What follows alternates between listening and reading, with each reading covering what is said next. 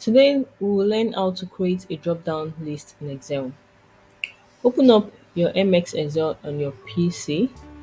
In this table, I'll create a drop-down list in the row number section.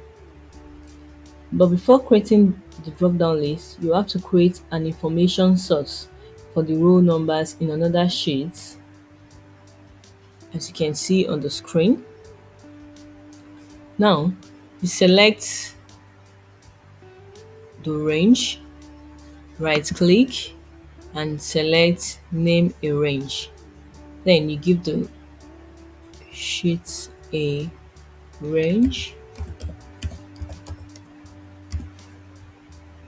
Here you copy the sheet or the source, Ctrl C, then you select OK. Now you go back to your sheet 1 where you want to insert the drop down list. You select rows, then you click the data tab and select data validation. So in the allow section, you select lists. Then in the source section, you can either input the source or you paste the copied source, Ctrl V.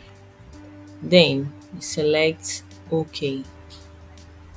As you can see, the drop down list has been created and you can add any numbers that you want from the list. So that's it, guys. We have successfully created a drop down list in Excel. So if you enjoyed this video and would like to get more of it, please like and subscribe to the channel. Bye guys.